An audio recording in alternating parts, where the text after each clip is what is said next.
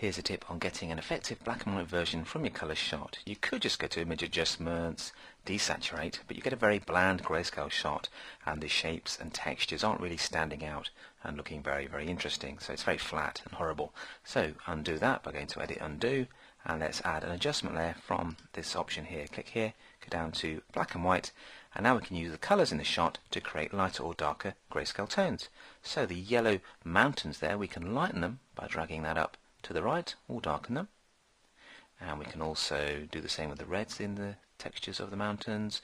The blue sky we can darken to make the clouds stand out more, so let's just drag that to the left, and now we have a much more exciting and dramatic scene.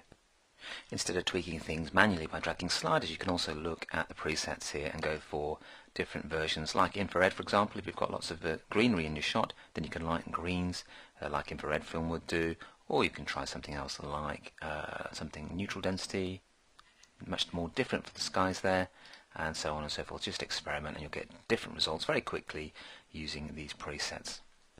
And an even quicker way to lighten or darken specific areas is to drag this little tool here, click on it to select it, and now drag on an area that you want to lighten or darken. Let's go for these mountains. I don't remember what colour these are, but if I click and drag, you can see that the red or the yellow slider are going to lighten or darken depending on where I drag left or right to brighten. There we go.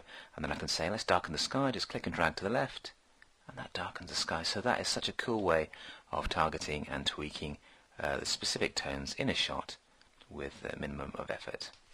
So that is the wonderful black and white adjustment layer tool, and as it's an adjustment layer you can see it in the palette here. You can turn it on and off to change the texture or the effect. You could reduce the opacity by dragging it down so you get a semi-coloured picture like so, and you could even click on the mask, get a brush and spray a black brush on the shot to protect part of the image from being adjusted. So there's lots of creative ways you can work with colour and monochrome and target the specific areas that you want using adjustment layers.